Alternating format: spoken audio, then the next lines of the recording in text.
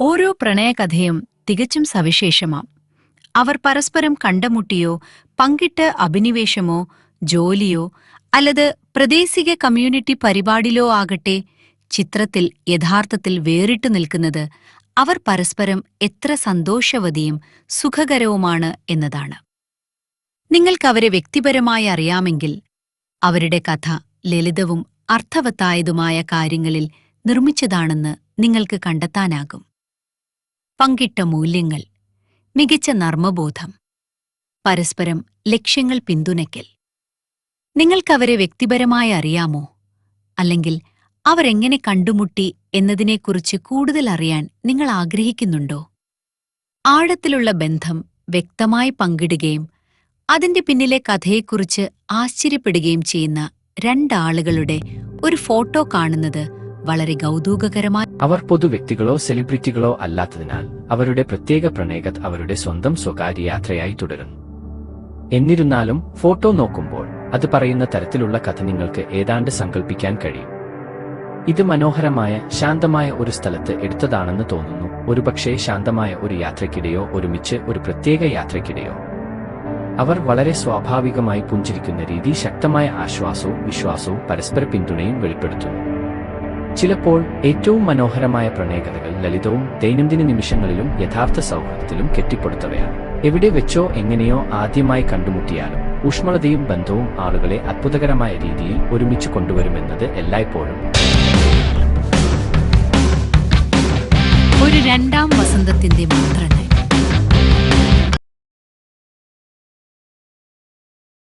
College lecture ഹാളിന്റെ ഉയർന്ന ജനാലകളിലൂടെ ഉച്ചതിരിഞ്ഞുള്ള സൂര്യൻ അരിച്ചിറങ്ങി ഒഴിഞ്ഞ മേശകളിൽ നീണ്ട പൊടി നിറഞ്ഞ കിരണങ്ങൾ വീശുന്നു.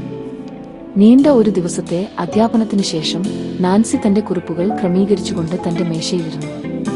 38-ാം വയസ്സിൽ അവൾ ഒടുവിൽ ജീവിതത്തിന്റെ ശാന്തമായ താളം വീണ്ടെടുത്തു. വിവാഹമോചനത്തിന്റെ അനന്തരഫലങ്ങൾ കനത്തതും നിശബ്ദവുമായ ഒരു കൊടുങ്കാറ്റായിരുന്നു.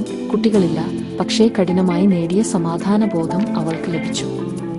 അവൾ തന്റെ ജോലിയെയും പുസ്തകങ്ങളെയും അവളുടെ ദിനചര്യയുടെ പ്രവചനാതീതമായ ആശ്വാസത്തെയും സ്നേഹിച്ചു.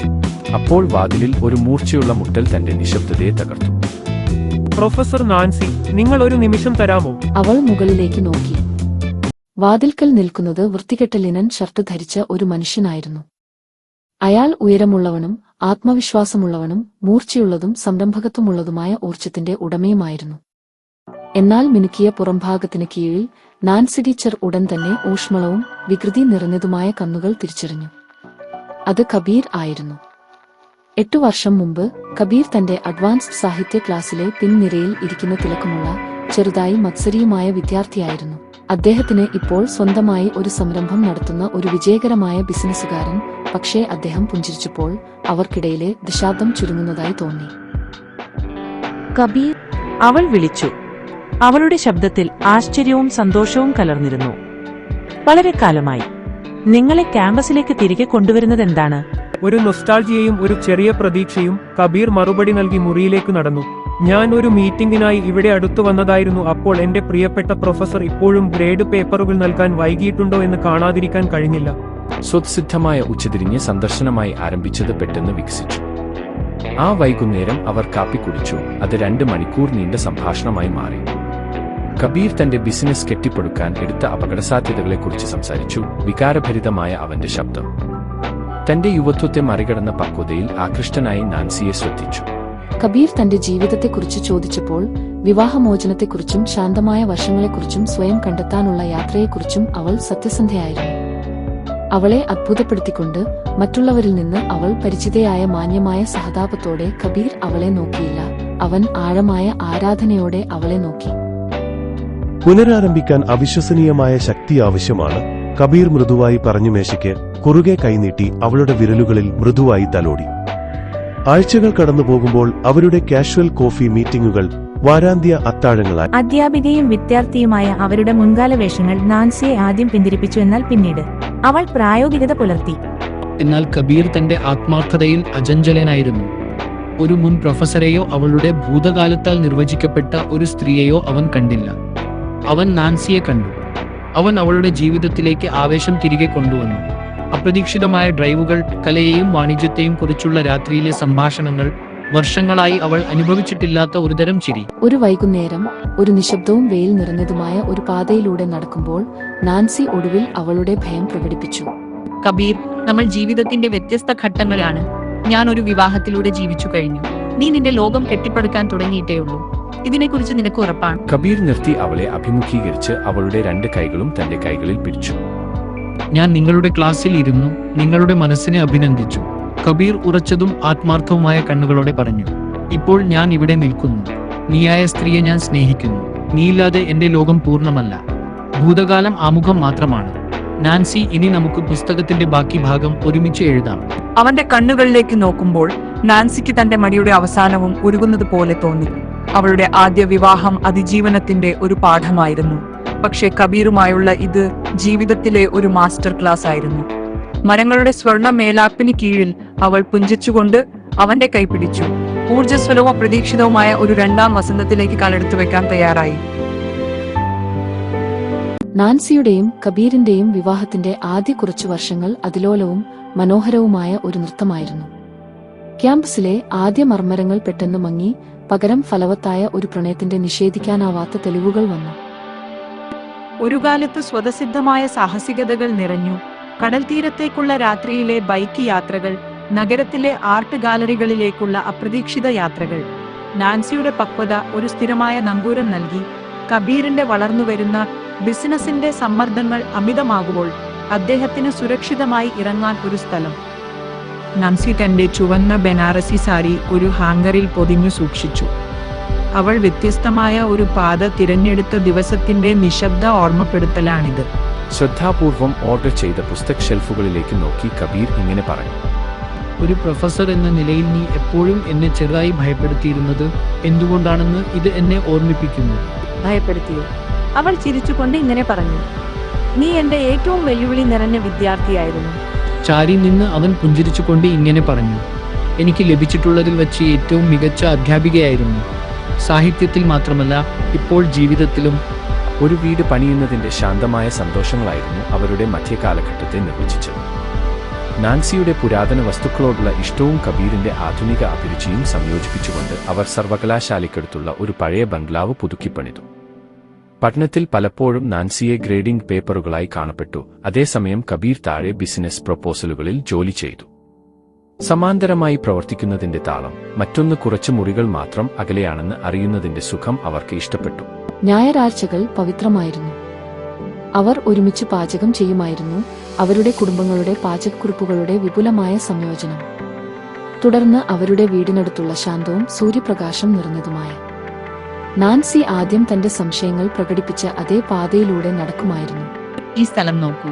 ഒരു വൈകുന്നേരം മരങ്ങൾക്കിടയിലൂടെ അരിച്ചിറങ്ങുന്ന സൂര്യാസ്തമയം കണ്ടുകൊണ്ട് കബീറിന്റെ കൈ പിടിച്ചുകൊണ്ട് നാൻസി പറഞ്ഞു. ഇത് ശാന്തമാണ്, അല്ലേ? അതെ, അങ്ങനെയാണ്. കബീർ അവളെ ചുറ്റിപ്പിടിച്ചുകൊണ്ട് പറഞ്ഞു. നാൻസി, നീ എനിക്ക് ഈ സമാധാനം തന്നു. എന്നാൽ വെല്ലുവിളികൾ നിറഞ്ഞതായിരുന്നു. കുറച്ചുകാലം കബീറിന്റെ ബിസിനസ് കുത്തനെ മാറി. 6 മാസത്തേക്ക് സമ്മർദ്ദം ഒരു സ്ഥിരം കൂട്ടാളിയായി. നാൻസി അവൻ കഷ്ടപ്പെടുന്നത് കണ്ടു. അവന്റെ പതിവ് ആത്മവിശ്വാസം നിശബ്ദമായ ആശങ്കയാൽ മാറ്റിസ്ഥാപിക്കപ്പെട്ടു. അപ്പോഴാണ് അവൾ മനസ്സിലാക്കിയത്, അവൾ അവന്റെ ഭാര്യയേക്കാൾ വലുതാണ്. അവൾ അവന്റെ പിന്തുണാ സംവിധാനമായിരുന്നു. അവൾ അവന്റെ സാമ്പത്തികം സംഘടിപ്പിച്ചു. അനന്തമായ തന്ത്രപരമായ സെഷനുകളിലൂടെ അവനോടൊപ്പം ഇരുന്നു. ഏറ്റവും പ്രധാനമായി അവന്റെ ശക്തികളെക്കുറിച്ച് അവനെ ഓർമ്മിപ്പിച്ചു. കബീർ, നീ ബിസിനസ് ഒന്നുമില്ലായ്മയിൽ നിന്ന് കെട്ടിപ്പടുത്തു. അവൾ ഒരു രാത്രി വൈകി അവനോട് പറഞ്ഞു. അവളുടെ ശബ്ദം സ്ഥിരവും ഉറപ്പുള്ളതുമായി. ഒരു തിരിച്ചടി നിങ്ങളെ തകർക്കില്ല. നിങ്ങൾ മിടുക്കനും പ്രതിരോധശേഷിയുള്ളവനുമാണ്. ഞാൻ നിന്നിൽ. അവളുടെ വിശ്വാസം അവന്റെ നങ്കൂരമായി മാറി. ബിസിനസ് ഒടുവിൽ സ്ഥിരത കൈവരിക്കുകയും പിന്നീട് അഭിവൃദ്ധി പ്രാപിക്കുകയും ചെയ്തു. അവരുടെ 10ാം വാർഷികത്തിൽ അവരുടെ ജീവിതം സുഗമവും ആഴമേറിയതുമായ ഒരു ഗിയറിലേക്ക് മാറി. അഭിനിവേശം ഇപ്പോഴും ഊർജ്ജസ്വലമായിരുന്നു, പക്ഷേ ഇപ്പോൾ ഒരു ദശാബ്ദക്കാലത്തെ പങ്കിട്ട ഓർമ്മകൾ, വിശ്വാസം, പരസ്പര ബഹുമാനം എന്നിവയാൽ അത് കുഷ്യൻ ചെയ്യപ്പെട്ടു. ഒരു വൈകുന്നേരം കബീർ അവളെ അത്ഭുതപ്പെടുത്തി. അവർ വീണ്ടും അവരുടെ പ്രിയപ്പെട്ട അവൻ ഒരു ചെറിയ സിൽക്ക് ബൗണ്ടഡ് പുസ്തകം പുറത്തെടുത്തു. കവറിൽ തലക്കെട്ട് ഇങ്ങനെയായിരുന്നു: ഒരു ജീവിതത്തിന്റെ തുണി. അതിനുള്ളിൽ അവരുടെ പ്രിയപ്പെട്ട ഉദ്ധരണികൾ, ടിക്കറ്റ് സ്റ്റബുകൾ, അവരുടെ യാത്രകളിൽ നിന്നുള്ള ഫോട്ടോകൾ, അവളുടെ സാരിയിൽ നിന്നുള്ള യഥാർത്ഥ ചുവന്ന സിൽക്ക് ബോർഡർ പോലും അവൻ ശേഖരിച്ചിരുന്നു. അത് അവരുടെ യാത്രയുടെ ഒരു മൂർച്ചയുള്ള ഭൂപടമായിരുന്നു. നാൻസിയുടെ കണ്ണുകളിൽ നിന്ന് കണ്ണുനീർ ഒഴുകി. കബീർ, ഇത് അവൻ അവളുടെ നെറ്റിയിൽ ചുംബിച്ചുകൊണ്ട് പറഞ്ഞു, നാൻസി, ഇത് മധ്യഭാഗം മാത്രമാണ്. മികച്ച അധ്യായങ്ങൾ ഇനിയും വരാനിരിക്കുന്നു. ആ രാത്രി നഗരത്തിലെ വിളക്കുകൾ നോക്കി ജനാലയ്ക്കരികിൽ ഇരിക്കുമ്പോൾ ഒരു ജീവിതത്തിന്റെ തുണി വെറും പുസ്തകമല്ലെന്ന് നാൻസി മനസ്സിലാക്കി. അത് അവരുടെ വിവാഹമായിരുന്നു. 2 വ്യത്യസ്ത നൂലുകളുടെ സങ്കീർണമായ നെയ്ത്ത്. അവർ ഒരിക്കലും ഒറ്റയ്ക്കായിരിക്കാൻ കഴിയാത്തത്ര ശക്തമാണ്. അവൾ നിലനിൽക്കുന്ന മനോഹരമായ ഒന്ന് സൃഷ്ടിച്ചിട്ടുണ്ടെന്ന് അവർക്ക് പൂർണ്ണ ഉറപ്പോടെ അറിയാമായിരുന്നു. മഴക്കാലം പൂർണ്ണ ശക്തിയോടെ ക്യാമ്പസിനെ മുഴുവൻ തഴുകിക്കൊണ്ടിരുന്നു. അവരുടെ വീട്ടിലെ പരിചിതമായ ഊഷ്മളതയിൽ നാൻസി ജനാലയ്ക്കരികിൽ നിന്നു. പുറത്തെ മാമ്പഴത്തിന്റെ ഇലകളിലെ ജലാശയം നോക്കി. ഉച്ച കഴിഞ്ഞ് 12 വർഷങ്ങൾക്ക് ശേഷം കബീർ തന്റെ ലെക്ചർ ഹാളിലേക്ക് തിരികെ നടന്നു. ലോകത്തിന്റെ മന്ത്രിപ്പുകളെ അവഗണിച്ച് അവർ നിശബ്ദമായി പ്രതിജ്ഞകൾ കൈമാറി 10 വർഷങ്ങൾ പിന്നിട്ടിരുന്നു. ഇന്ന് അവരുടെ പഴയ ശാന്തമായ വീട് പോലെ നിശബ്ദമായിരുന്നില്ല. ഇഷാനും ദിയയും എന്നിവർ ഓടിക്കളിച്ചു നടക്കുന്നു. അവരുടെ പിന്നിൽ നാൻസി അവരുടെ ഇളയ 3 വയസ്സുള്ള ദിയയെ തോളിൽ തലവെച്ച് വഹിച്ചുകൊണ്ട് കളിപ്പിക്കുന്നു. അമ്മേ, അല്പം നനഞ്ഞ ഒരു ചിത്രം ഉയർത്തിപ്പിടിച്ചുകൊണ്ട് ദിയ പറഞ്ഞു, നിങ്ങളുടെ ജന്മദിനത്തിന് ഞാൻ എന്താണ് വരച്ചതെന്ന് നോക്കൂ. ഇതെല്ലാം നമ്മളുടേതാണ്. പക്ഷെ ഞാൻ പപ്പയുടെ താടി വളരെ നീളമുള്ളതാക്കി. കോട്ട്. കബീർ ചിരിച്ചുകൊണ്ട് ദിയയോടൊത്ത് സോഫയിൽ ഇരുന്നു. ഇത് വളരെ കൃത്യമാണെന്ന് ഞാൻ കരുതുന്നു ദിയ. ഇത് എന്നെ വ്യത്യസ്തയായി കാണിക്കുന്നു. അവൾ അവിടെ നിന്ന് എഴുന്നേറ്റു നാൻസിയുടെ അടുത്തേക്ക് നടന്നു. ഒരു 10 പതിറ്റാണ്ട് നീണ്ട ദാമ്പത്യത്തിനും 2 കൊച്ചുകുട്ടികളെ വളർത്തുന്നതിന്റെ ഭ്രാന്തമായ കുഴപ്പങ്ങൾക്കും ശേഷവും അവന്റെ സ്പർശനത്തിന് അവളെ ശാന്തമാക്കാനുള്ള ശക്തി ഉണ്ടായിരുന്നു. ജന്മദിനാശംസകൾ എന്റെ പ്രിയേ. കബീർ അവളുടെ മുടിയിൽ മന്ദിച്ചു.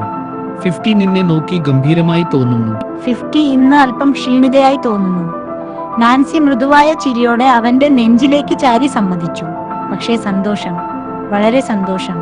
ഇന്ന് നിങ്ങൾ 2 പ്രഭാഷണങ്ങൾ നടത്തി ക്ഷീണിക്കപ്പെടാനുള്ള അവകാശം നേടിയിട്ടുണ്ട്, കബീർ സൗമ്യമായി പറഞ്ഞു.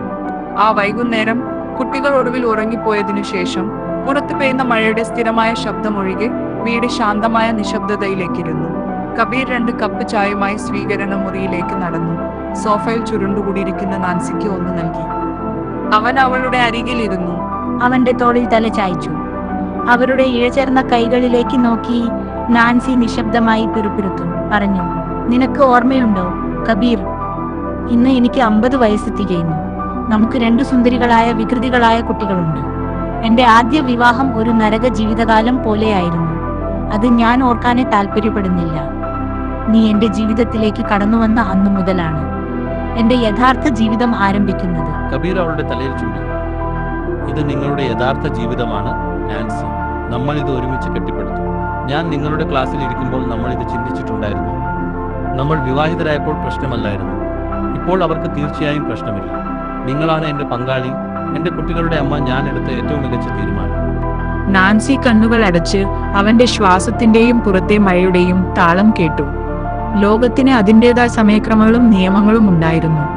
പക്ഷേ കബീറിനൊപ്പം ഇവിടെ ഇരിക്കുമ്പോൾ അവ സ്വന്തമായി എഴുതിയിട്ടുണ്ടെന്ന് അവൾക്കറിയാമായിരുന്നു. അത് സമ്പന്നവും നിലനിൽക്കുന്നതുമായ ഒരു പൈതൃകമായി വളർന്ന ഒരു യഥാർത്ഥ വസന്തത്തിന്റെ കഥയായിരുന്നു. ശബ്ദവും ചിരിയും കാലത്തിനനുസരിച്ച് ആഴത്തിൽ വളർന്ന ഒരു പ്രണയവും നിറഞ്ഞ ഒരു ജീവിതം. ഇത്തരത്തിലുള്ള കൂടുതൽ കഥകൾ അറിയാൻ ചാനൽ സബ്സ്ക്രൈബ് ചെയ്യാൻ നിങ്ങളെ ക്ഷണിക്കുന്നു.